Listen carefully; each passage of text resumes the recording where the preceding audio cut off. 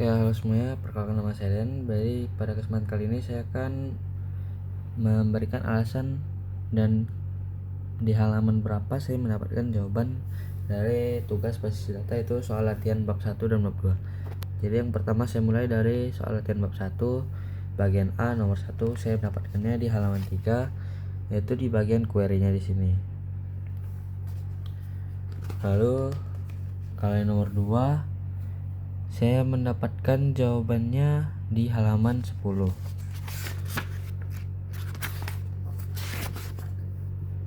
Di halaman 10 juga di bagian query yang di bawah ini. Saya ngambil yang ini dan sesuai jawaban.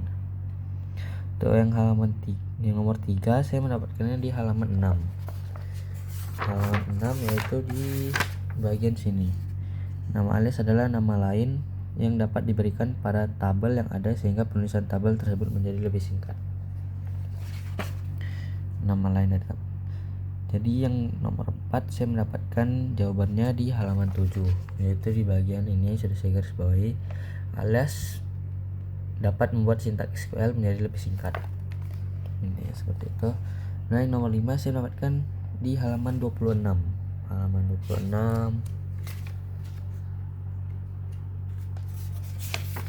Nah, di bagian sini. Statement inner join atau sering disebut join adalah statement SQL yang digunakan untuk menampilkan barisan data yang terdapat di tabel pertama dan juga terdapat di tabel yang kedua.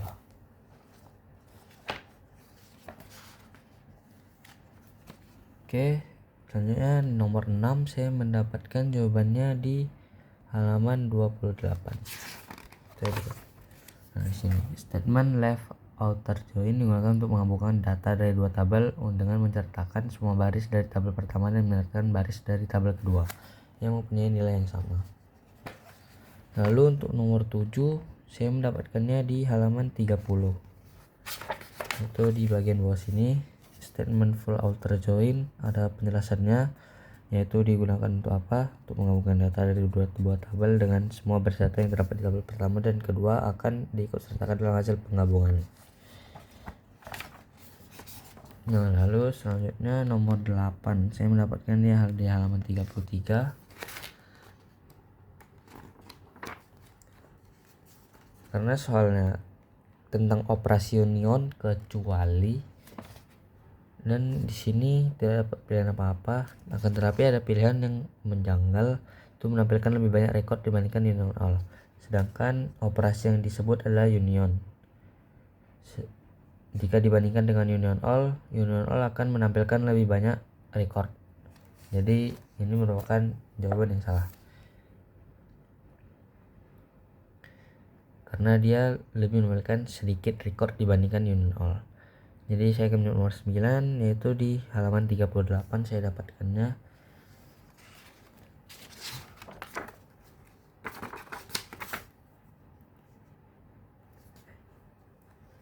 Nah, di sini query bersarang.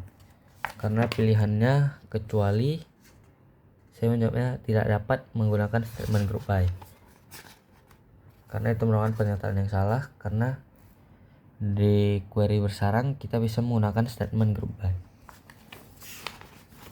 Untuk nomor 10 saya tidak menemukannya di buku, jadi saya mencarinya di internet dan saya menemukan jawabannya yaitu untuk A. Lalu yang untuk bagian B, saya mencari tabelnya, saya melihat tabelnya di situ perintahnya tabel 1.1 sampai dengan tabel 1.5. Akan tetapi untuk query-nya yang saya tulis, saya mendapatkannya dari Google atau internet. Mungkin ini saja untuk yang soal latihan bab 1. Nah, kita lanjut lagi ke soal latihan bab 2. Nah, di halaman 2. Jadi sini saya akan memberikan di halaman berapa saya mendapatkan jawabannya. Jadi di bagian A yang pertama di nomor 1 saya mendapatkannya di halaman 64.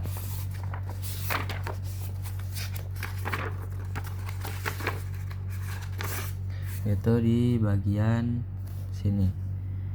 Fungsi power digunakan untuk mengembalikan hasil dari sebuah angka yang dipangkatkan. dan soalnya juga benar. Saya menjawabnya C, mengembalikan hasil pemangkatan.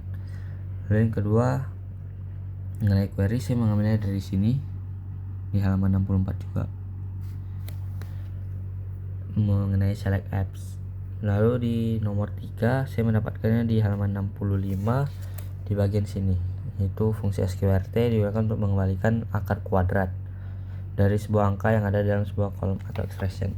Jadi mengembalikan akar kuadrat. Lalu yang nomor 4 saya mendapatkannya di halaman 64, karena fungsi power juga bisa untuk menghitung kuadrat dari kolom nilai, yaitu seperti ini query-nya. Yang nomor 5 saya mendapatkannya di halaman 66, itu di bagian ini, fungsi modus, yaitu digunakan untuk mengembalikan sisa hasil bagi 2 dari angka. Ini menghitung sisa hasil bagi, itu pilihannya.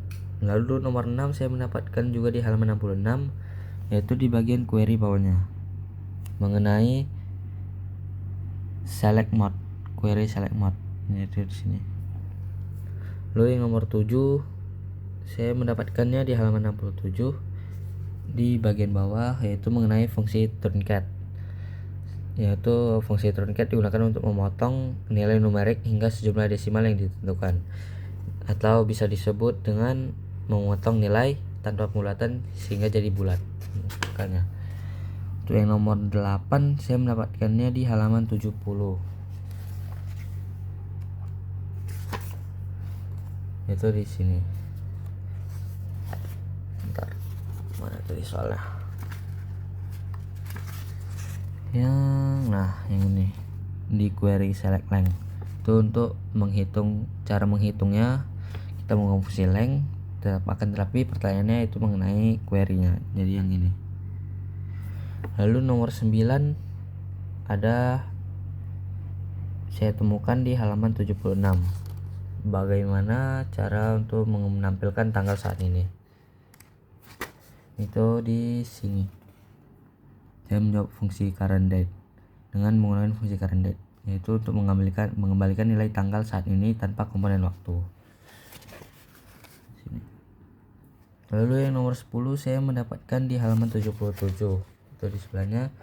Saya mengambil dari sini karena ternyata saya baru tahu kalau persen di depan itu bisa menjadi 2 digit ataupun bisa menjadi tahun dalam 4 digit gitu, bisa menggantikan digitnya.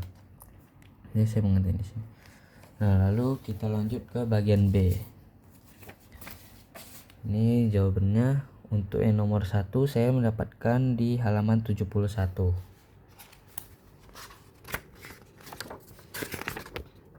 Nah, di sini.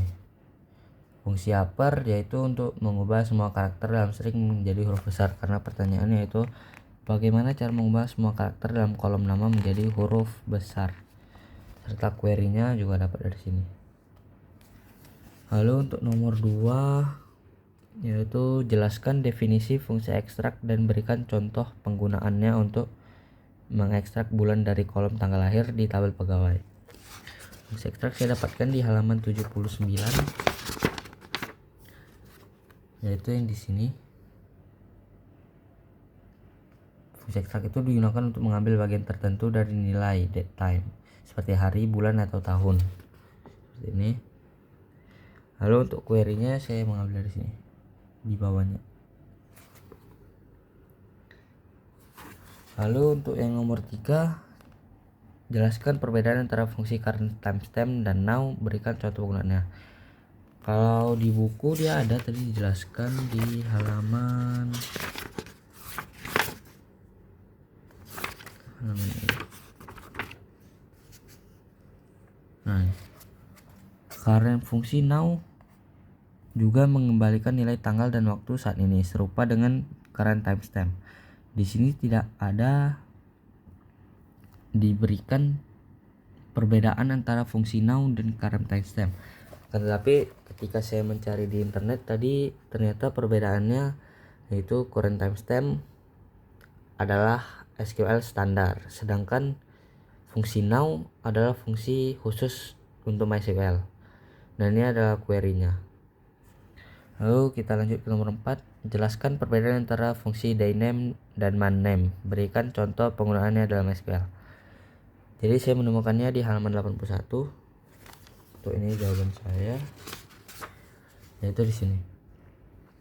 Fungsi dyname dan manname digunakan untuk mengembalikan nama hari dan nama bulan. Jadi bedanya dyname untuk mengembalikan nama hari, sedangkan manname untuk mengembalikan nama bulan dari nilai tanggal, suatu tanggal. Di sini query-nya juga seperti ini. Ada juga di sini ya.